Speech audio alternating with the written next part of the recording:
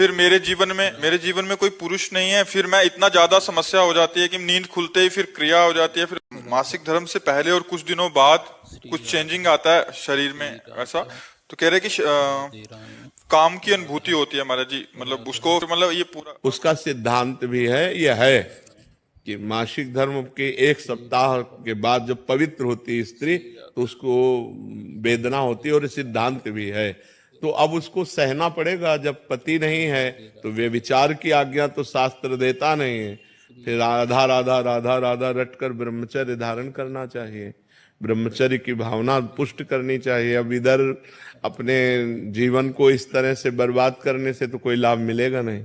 अगर हम अन्य प्रक्रियाओं को स्वीकार करते हैं तो वो सब निषेध ही हैं, वो हमारे जीवन को नष्ट ही करेंगी। तो हमें लगता है कि या तो पुरुष का वर्ण कर ले, किसी सदपुरुष का वर्ण कर ले और अपनी गृहस्थ धर्म से रहे, और या फिर उसको सहन करके ब्रह्मचारी बना रहे। ऐसा नहीं है कि हमारे अंदर जैसा आवेश आया, वेग आया, हम वैसे ही कर ले। फिर तो हम में और पशु में अंतर क्या रह गया? हम मनुष्य हैं, वेग आता राधा राधा राधा राधा, शांत भाव, कोई क्रिया नहीं करनी, कोई बस 2-4 दिन में शांत हो गया। अगर हम अभ्यास करें तो 2 मिनट में शांत हो जाए। ठीक तब होता है जब ज्ञान हो जाता है। तो खूब भजन करो, ब्रह्मचर्य से रहो, भगवान से रो, कोई इधर उधर की क्रियाएं मत करो। और आजकल जैसे व्यवहार हो रहे हैं कि आज इस पुरुष से कल उस पुरुष से, ये मतलब बहुत गंदी बात है और इससे दुर्गति प्राप्त हो जाएगी। इसमें धर्म नहीं है, बिल्कुल पाप ही पाप आचरण है। बहुत संभल के, बहुत सावधानी से कदम बढ़ाओ, जिंदगी कहीं खतरे में न पड़ जाए। अगर ब्याह नहीं करना तो ब्रह्मचर्य से रहो, ब्याह करना है तो किसी अच्छे पुरुष का भगवान से प्रार्थना करके, देख समझ करके उसको तब, शरीर को तब देना चाहिए जब आजीवन के लिए व्यवहार हो जाए। शरीर को नहीं देना चाहिए। हम दोस्ती कर सकते हैं, व्यवहार कर सकते हैं, लेकिन व्यभिचार नहीं कर सकते। हम तब तक शरीर को नहीं देंगे जब तक आप हमारी परीक्षा में पास नहीं हो जाओगे। खूब देख समझ करके, सुनकर, और जब शरीर दे देंगे तो आजीवन के लिए दे देंगे। ये डिवोर्स फिवोर्स ये हमारे सनातन धर्म में नहीं है। हमारे धर्म में है, एक बार समर्पित का हाथ मिलाया तो आजीवन निर्वाह किया। पीछे डिवोर्स आदि के शब्द ही नहीं थे। तो हमें लगता है गंदे आचरण करके जीवन को व्यर्थ में क्यों बर्बाद किया जाए, बहुत संयम से रहा जाए।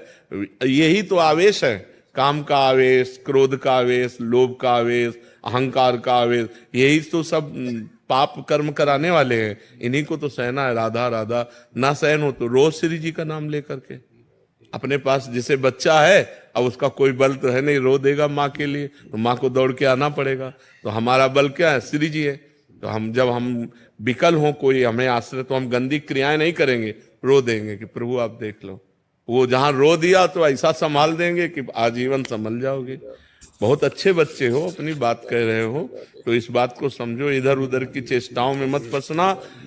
पुरुष का वर्ण करो तो देख समझ के वर्ण करो, एक बार वर्ण करो तो आजीवन उसका वर्ण करो।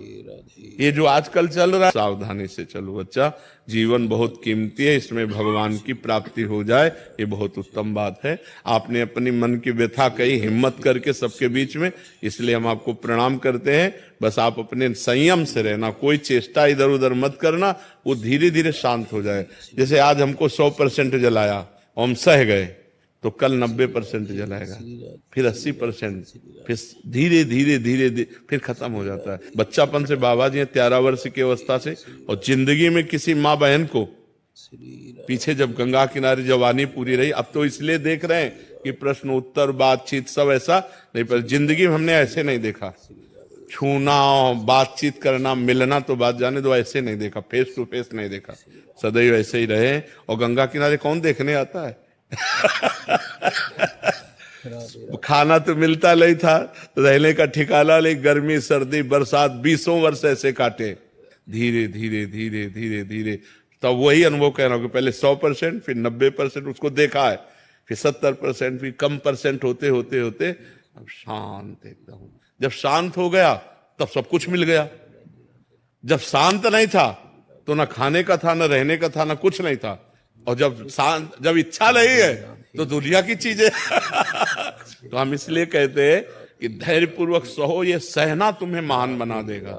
गलत आचरण में मत उतरना, ये सबके जीवन में रहता है। कोई ऐसा यहाँ पैदा ही नहीं हुआ भगवान या भगवान के महान भागवतों के सिवा जिसको काम क्रोध ने अपनी चपेट में ना लिया हो। सबको रोना पड़ा है, सब भजन करके आगे बढ़े हैं, सबके ऊपर भगवान की कृपा हुई जो निष्काम हुए हैं। नहीं तो कितनी अपार सामर्थ है, नाम में अपार सामर्थ है, जिसकी जिह्वा में